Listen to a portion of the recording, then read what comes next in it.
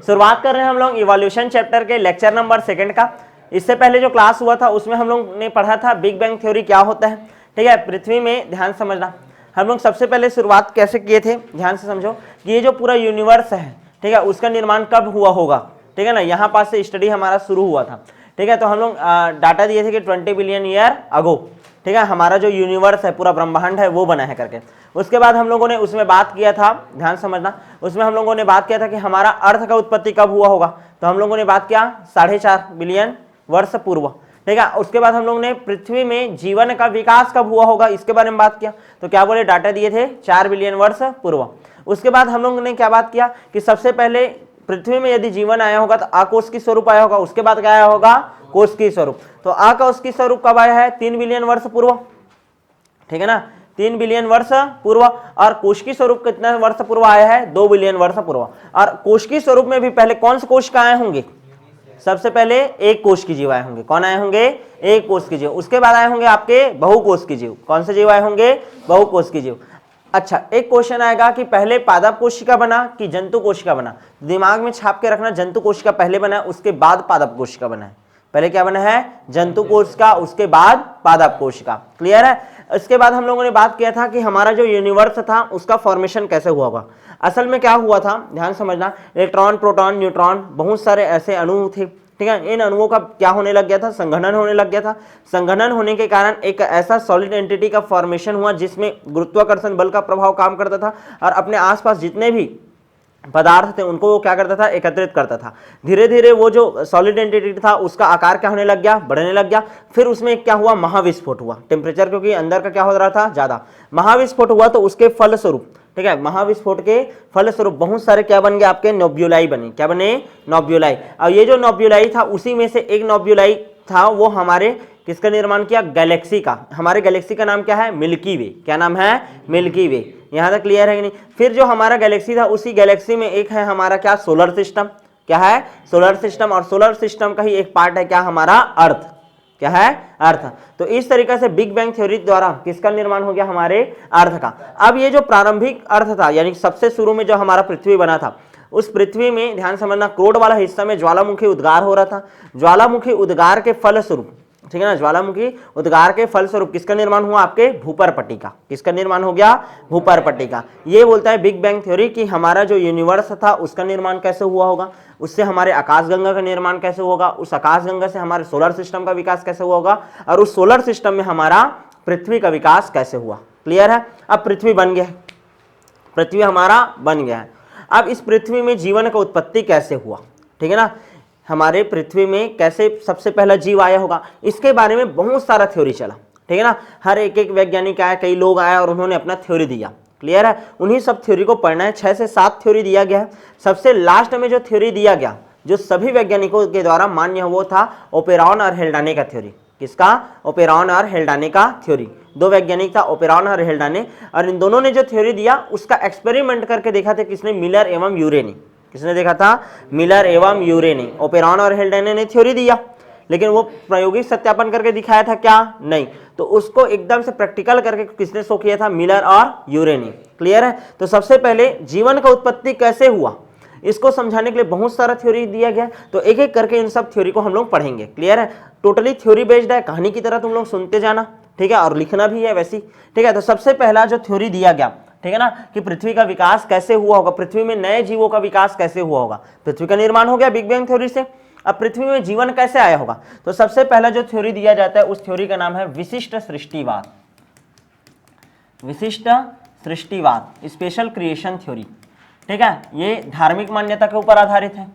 ठीक है, धार्मिक मान्यता के ऊपर क्या है, आधारित है। जैसे हिंदू धर्म में क्या बोला जाता है, ब्रह्मा जी ने इस पृथ्वी का क्या किया है, विकास किया है। एक और थ्योरी चलता है कि मनु और शत्रुपा थे, ठीक है, लास्ट, और मनु शत्रुपा की हम लोग क्या है, संतानें हैं, ऐसा करके थ्योरी चलता है। वैसे ही मुस्लिम धर्म में आदम हव्वा का कहानी चलता है, उसके अनुसार बताया जाता है। वैसे ही क्रिश्चियन लोग जो रहते हैं वो अलग तरीके से बताते हैं, जीवन का उत्पत्ति इस तरीके से हुआ होगा। सारे के सारे लोग खत्म हो रहे थे तो प्रभु ने आकर के उनको स्वप्न दिया कि जितने भी जीव हैं उनको एक क्या बोलना चाहिए, एक नाव में रखो, ठीक है, और उन्हीं वही लोग बस क्या होंगे, बचेंगे। फिर उन्हीं से फिर से लाइफ का फॉर्मेशन हुआ। क्लियर है ना। तो विशिष्ट सृष्टिवाद, ध्यान समझना, ये थ्योरी सिरे से वैज्ञानिकों के द्वारा नकार दिया गया।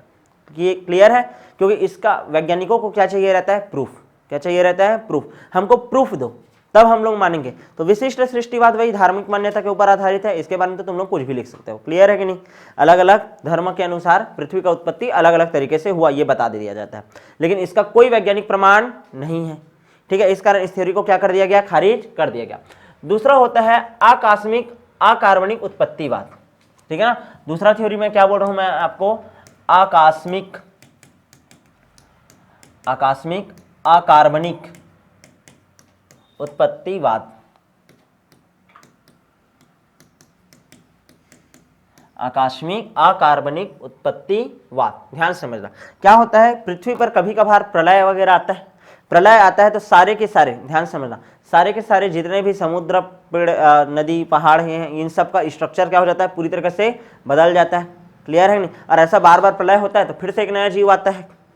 ठीक है, फिर अभी जैसे चल रहा है, कुछ समय बाद प्रलय आएगा, सारे जीव क्या हो जाएंगे, नष्ट, और कुछ समय बाद फिर से नए जीव आ जाएंगे।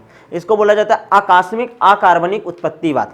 क्लियर है कि नहीं? लेकिन क्या ये थ्योरी किसी भी तरह से तुमको सही लग रहा है क्या? नहीं, हमको पता ही नहीं चल रहा है ना कैसे जीवन का उत्पत्ति हुआ, तो इस कारण इस थ्योरी को भी क्या कर दिया जाता है, नकार दिया जाता है। क्लियर है कि नहीं?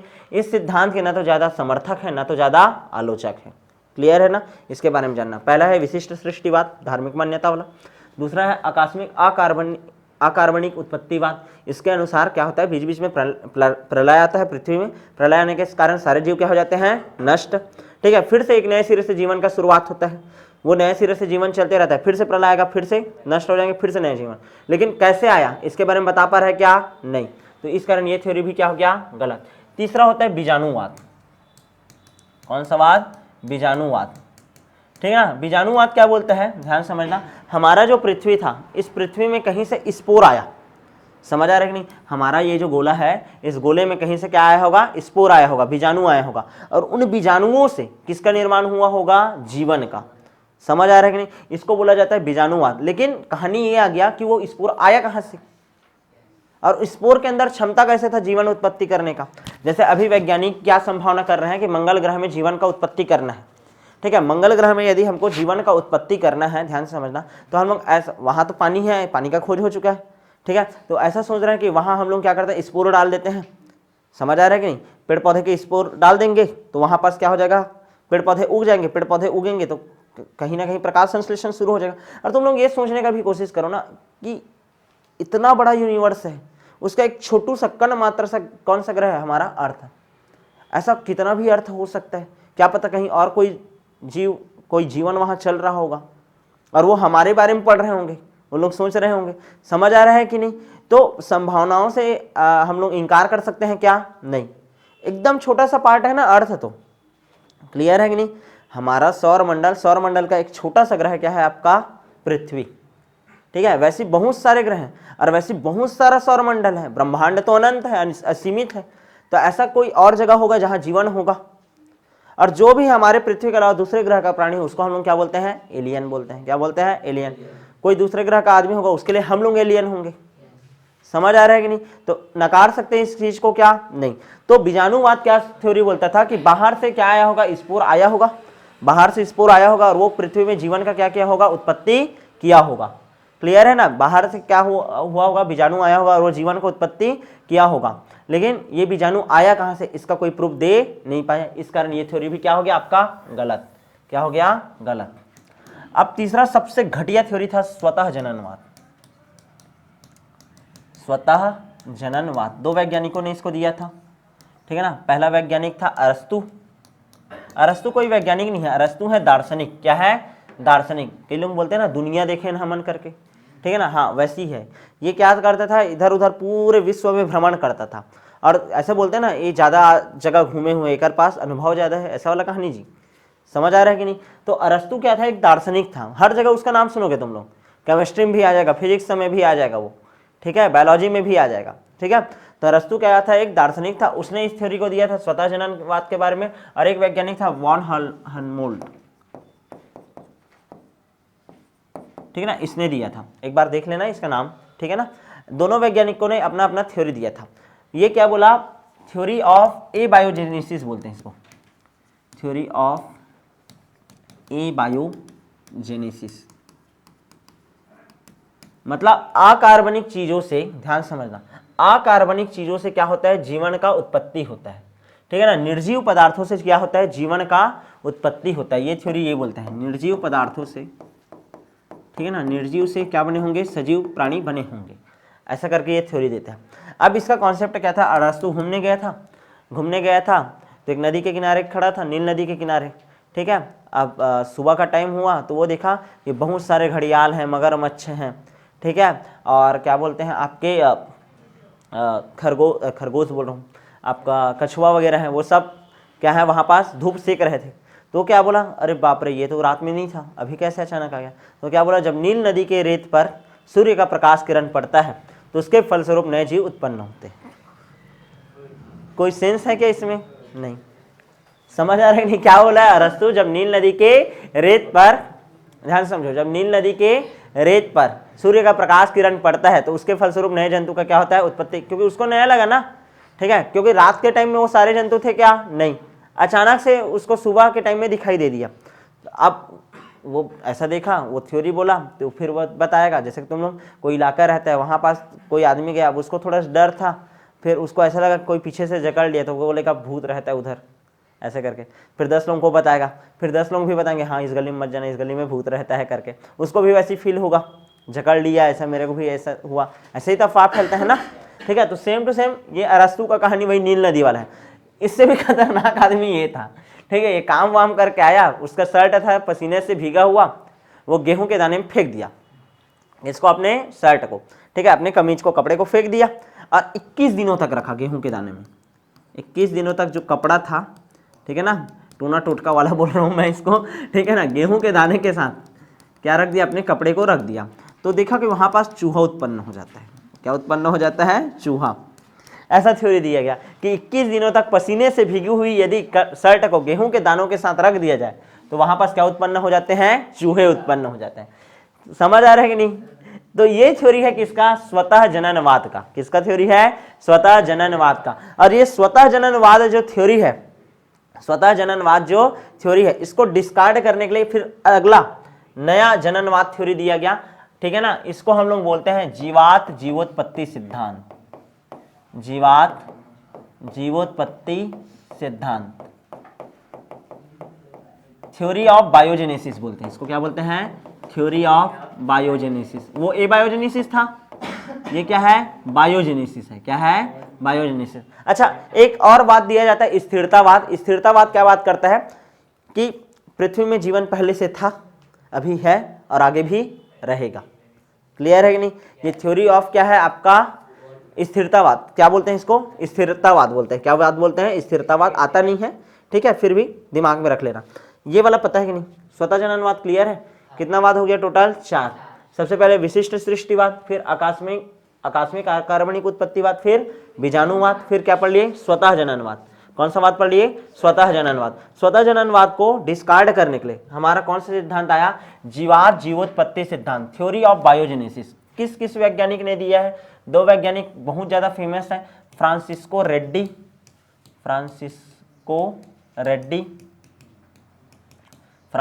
रेड्डी और दूसरा है लुईस पाश्चर।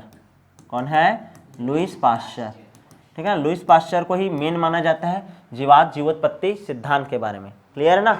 ये क्या बोलता है, पूर्व में स्थित जीव रहते हैं, उसी से ही नए जीवन का क्या होता है, उत्पत्ति होता है। समझ आ रहा है कि नहीं। मतलब एक जीव रहेगा, वही एक नए जीव का क्या करेगा, उत्पत्ति करेगा।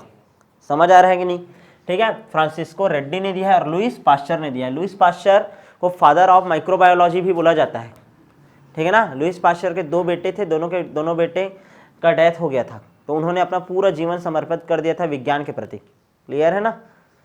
लुईस पाश्चर बहुत फेमस वैज्ञानिक है ना, हर जगह इनका नाम देखोगे, माइक्रोबायोलॉजिस्ट थे। क्लियर है, सूक्ष्म जीवों का अध्ययन करते थे। तो लुईस पाश्चर का एक प्रयोग देखेंगे जीवात जीवोत्पत्ति को समझाने के लिए, और एक प्रयोग देखेंगे किसका, फ्रांसिस्को रेड्डी का। देखो जीवात जीवोत्पत्ति सिद्धांत क्या बोलता है, पहले स्थित जो जीव है उन्हीं से क्या बनेगा, आपका नया जीव बनेगा। क्या बनेगा, नया जीव बनेगा। यहां तक क्लियर है कि नहीं। तो फ्रांसिस्को रेड्डी ने इसके लिए एक प्रयोग किया और लुईस पाश्चर ने एक प्रयोग किया। सबसे पहले हम लोग प्रयोग देखेंगे किसका, फ्रांसिस्को रेड्डी का। किसका, फ्रांसिस्को रेड्डी का। वो क्या किया, एक बर्तन लिया फ्रांसिस्को रेड्डी। कैसा बर्तन लिया, ये देखो, ये ऐसा एक पात्र लिया, ठीक है ना। ऐसा हम लोग क्या बना लेते हैं, पात्र बना लेते हैं भाई, ये पहला पात्र, ये दूसरा पात्र, ठीक है। ये पात्र बनाए, इस पात्र में अंदर में ध्यान देना ना, ये ऐसा नीचे है ना, ये नीचे का पार्ट है भाई, ठीक है। ये जार है एक ठो, क्या है, जार, बर्नी रही, बर्नी, समझ आया। कांच का जार है ये, किसका जार है, कांच का। ऐसा जार बनाया, इस जार के अंदर वो क्या करेगा, ध्यान से समझने का कोशिश करो, मांस को और मछली को, ठीक है, ध्यान से समझने की कोशिश करना।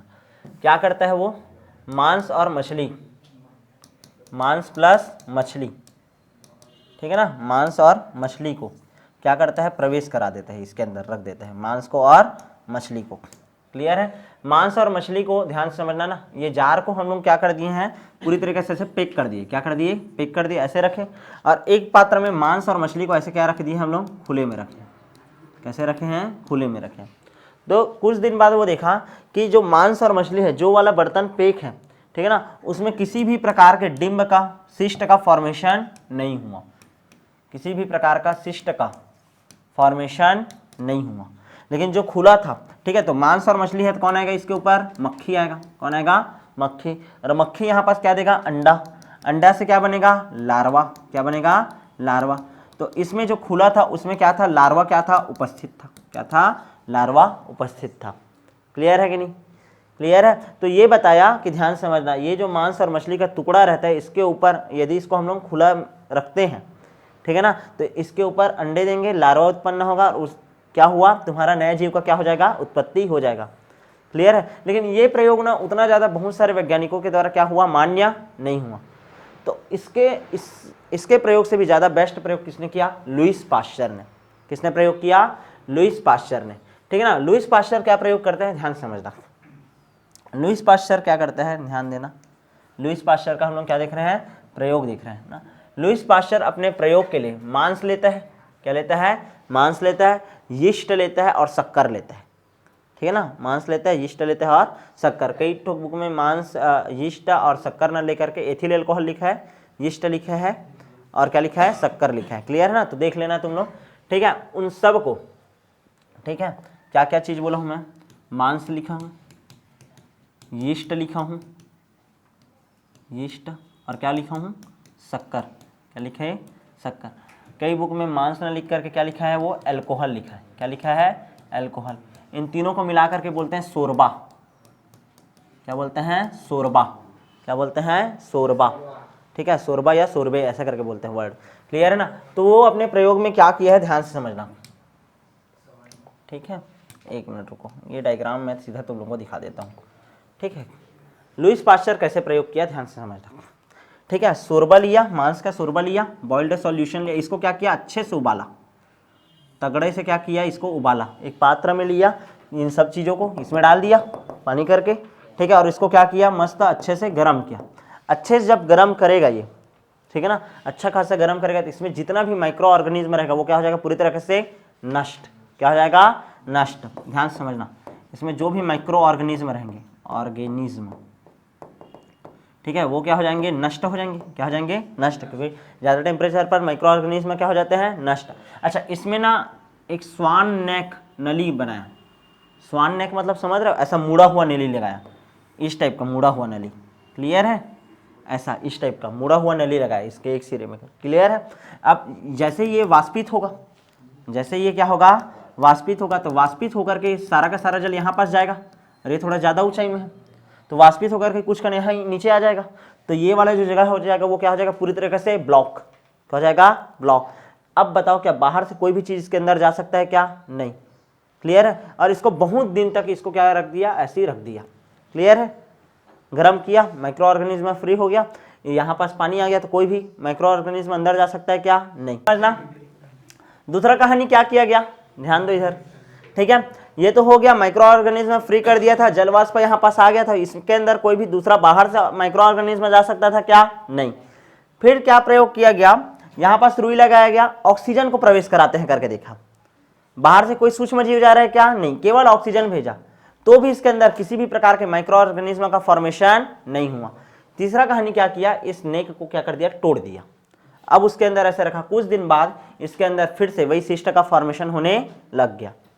तो इस चीज से क्या वो निष्कर्ष निकाला, चाहे वो ऑक्सीजन, ध्यान से समझना, माइक्रो ऑर्गेनिज्म नहीं थे, इस कारण यहाँ पास कोई नए प्रकार के जीव नहीं बने, चाहे मैं ऑक्सीजन सप्लाई करूं चाहे ना करूं। लेकिन जिस दिन ये इसको हटा दिया गया, मतलब कंडीशन हटा दिए कि किसी भी प्रकार से अब बाहर से माइक्रो ऑर्गेनिज्म इसके अंदर जा सकते हैं, तो यहाँ पास क्या होने लग गया, नए जीवों का उत्पत्ति होने लग गया। समझ आ रहा है कि नहीं, क्लियर है यहाँ पास, क्योंकि आसानी से अब इन्फेक्शन कर सकते हैं, आसानी से क्या कर सकते, इन्फेक्शन कर सकते हैं, फिर से नए जीव बन सकते हैं। क्लियर है कि नहीं। तो ये प्रयोग था किसका, आपका लुईस पाश्चर का। किसका प्रयोग था, लुईस पाश्चर का। ठीक है, लुईस पाश्चर के प्रयोग को हम लोग बोलते हैं omnis vivum ex vivo, omnis vivum ex vivo, मतलब नए जीवों का निर्माण पुराने जीवों से होता है। ठीक है, नए जीवों का निर्माण पुराने जीवों से होता है। क्लियर, जैसे ओमनिस सेल्यूला ई सेल्यूला करके पढ़े थे ना सेल थ्योरी में, ठीक है, कि कोई भी कोशिका पूर्व स्थित कोशिका से बनता है, वैसे ही कोई भी नया जीव पहले से उपस्थित कोई जीव से बनता है। यहाँ पास इस प्रयोग में क्या था कि माइक्रो ऑर्गेनिज्म उपस्थित नहीं था, इस कारण कोई नए जीव आ पा रहे थे क्या, नहीं। लेकिन जैसे ही इसको कट कर दिया, यानी कि इसको तोड़ दिया गया स्वानिक का, तो बाहर से माइक्रो ऑर्गेनिज्म आ गया, और यीस्ट है यहाँ पास, सारा मटेरियल है यहाँ पास, तो नए माइक्रो ऑर्गेनिज्म क्या करने लग गए, वृद्धि करने लग गए। समझ आया कि नहीं। तो इस तरीके से ये बहुत सारा थ्योरी चला। अब इतना तो श्योर हो गया कि ध्यान समझना, कोई नया जीव बना है, नया जीव बना है तो पुराने जीव से बना है, लेकिन थ्योरी फिर से अटक गया कि पुराना जीव आया कहाँ से था। फिर से थ्योरी क्या अटक गया कि पुराना जीव आया कहाँ से था। ये तो केवल स्वतः जननवाद को अरस्तु और वान हॉलमेंट को बोला कि नहीं भाई, तू जो थ्योरी ऑफ एबायोजेनेसिस दे रहा है, उटपुटांग हरकत कर रहा है, नील नदी के रेत पर जब सूर्य का किरण पड़ रहा है तो जीव उत्पन्न कर रहा है, ठीक है। या फिर ऐसा थ्योरी दे रहा है कि, ध्यान से समझना, क्या थ्योरी दे रहा था कि 21 दिन तक पसीने से भीगी हुई कपड़े को गेहूं के दानों के साथ रखेंगे, चूहा उत्पन्न होगा। ऐसा कुछ होता नहीं है, पुराने स्थित जो जीव हैं उसी से नए जीव बनेंगे। ठीक है, तो ऐसा वाला कॉन्सेप्ट चल रहा था। लेकिन अंत तक अभी तक समझ नहीं आ रहा था कि पहला प्रारंभिक जीव का निर्माण कैसे हुआ होगा। तो इसी को समझाने के लिए प्रयोगों के चरण में सबसे लास्ट में आपका थ्योरी दिया जाता है ओपेरॉन और हेल्डाने का थ्योरी, जिसका प्रायोगिक सत्यापन करके दिखाया था मिलर और यूरे ने। तो अब जो नेक्स्ट क्लास होगा उसमें हम लोग पढ़ेंगे ओपेरॉन और हेल्डाने का थ्योरी।